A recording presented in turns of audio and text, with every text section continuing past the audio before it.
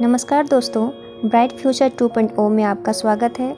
आज मैं लेके आई हूँ आप लोगों के समक्ष स्वामी विवेकानंद की प्रचलित कहानियाँ जो काफ़ी इंटरेस्टिंग है। तो चलिए चलते हैं पहला कहानी में। एक बार की बात है, स्वामी विवेकानंद अपने आश्रम में सो रहे थे। तभी एक व्यक्ति उनके पास आया। वह बहुत दुखी था और आते ही स्वामी विवेकानंद के चरणों में गिर पड़ा और बोला, महाराज, मैं अपने जीवन में खूब मेहनत करता हूँ। मैं हर काम खूब मन लगाकर करता हूँ, फिर भी आज तक मैं कभी सफल व्यक्ति नहीं बन पाया। उस व्यक्ति की बातें सुनकर स्वामी विवेकानंद ने कहा, ठीक है, आप मेरे इस पालतू कुत्ते को थोड़ी देर तक घुमा कर लाएं। तब तक मैं आपकी समस्या का समाधान ढूंढता हूँ। इतना कहने के बाद वह व्यक्ति कुत्ते को घुमाने के लिए चल गया। फिर कुछ समय बीतने के बाद वह व्यक्ति वापस आया तो स्वामी विवेकानंद ने उस व्यक्ति से पूछा, यह कुत्ता इतना हाँफ क्यों रहा है, जबकि तुम थोड़े से भी थके हुए नहीं लग रहे हो? आखिर ऐसा क्या हुआ?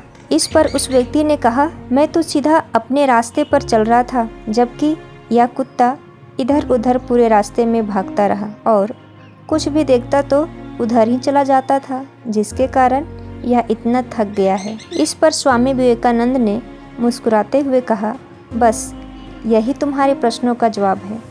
तुम्हारी सफलता की मंजिल तो तुम्हारे सामने ही है, लेकिन तुम अपने मंजिल के बजाय इधर उधर भागते रहते हो, जिससे तुम अपने जीवन में कभी सफल नहीं हो पाए। यह बात सुनकर उस व्यक्ति को समझ में आ गया था कि यदि सफल होना है तो हमें अपने मंजिल पर ध्यान देना चाहिए। स्वामी विवेकानंद की इस कहानी से हमें यह शिक्षा मिलती है कि हम जो भी करना चाहते हैं, जो भी बनना चाहते हैं, हम उस पर ध्यान नहीं देते हैं और हम दूसरों को देखकर वही करने लगते हैं जो वह कर रहा होता है, जिसकी वजह से हम अपनी सफलता के नज़दीक होते हुए भी दूर भटक जाते हैं। इसीलिए अगर हमें जीवन में सफल होना है तो हमेशा हमें अपने लक्ष्य पर ध्यान केंद्रित करना चाहिए। तो चलिए दोस्तों, अब आते हैं दूसरा कहानी में।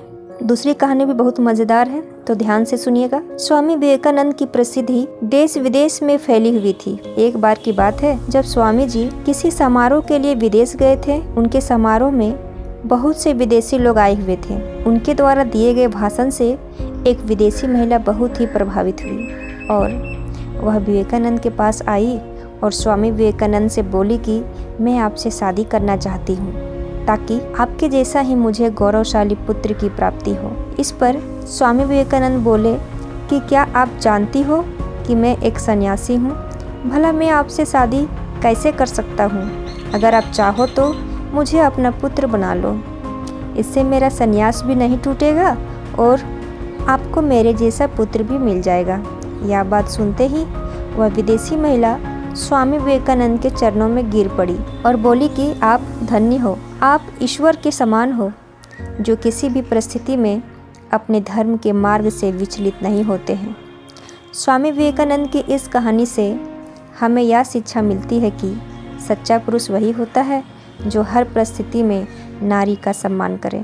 दोस्तों, अगर यह कहानी आपको अच्छी लगी हो तो प्लीज़ इस चैनल को सब्सक्राइब ज़रूर कर दें। धन्यवाद।